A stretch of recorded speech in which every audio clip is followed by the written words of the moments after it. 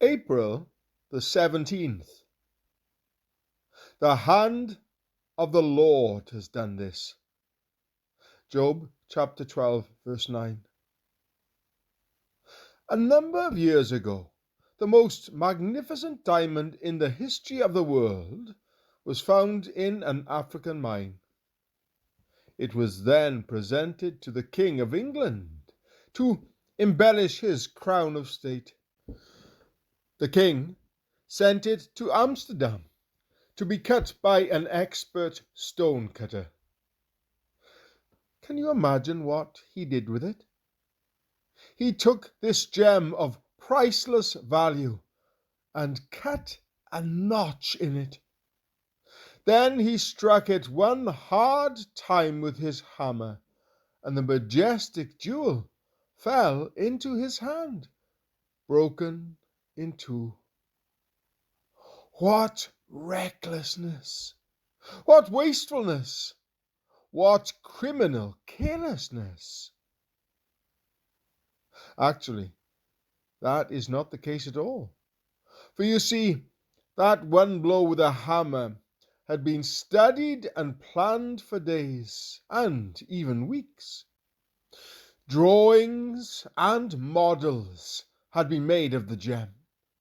Its quality, defects, and possible lines along which it would be split had all been studied to the smallest detail.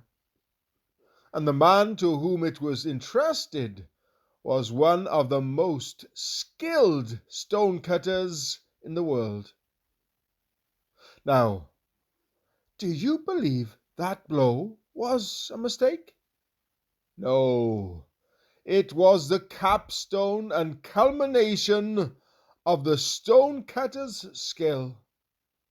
When he struck that blow, he did the one thing that would bring that gem to its most perfect shape, radiance, and jeweled splendor. The blow that seemed to be the ruin of the majestic precious stone was actually its perfect redemption. For from the halves were fashioned two magnificent gems. Only the skilled eye of the expert stone cutter could have seen the beauty of two diamonds hidden in the rough, uncut stone as it came from the mine. Sometimes, in the same way, God lets a stinging blow fall on your life. You bleed, feeling the pain, and your soul cries out in agony. At first you think the blow is an appalling mistake, but it is not. For you are the most precious jewel in the world to God, and He is the most skilled stone cutter in the universe. Someday you are to be a jewel adorning the crown of the King.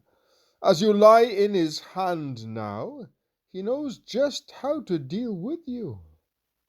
Not one blow will be permitted to fall on your apprehensive soul, except what the love of God allows. And you may be assured that from the depths of the experience you will see untold blessings and spiritual enrichment you have never before imagined. J. H. M. In one of George MacDonald's books, one of the characters makes this bitter statement: I wonder why God made me. I certainly don't see any purpose in it. Another of the characters responds, perhaps you don't see any purpose yet, but then He isn't finished making you.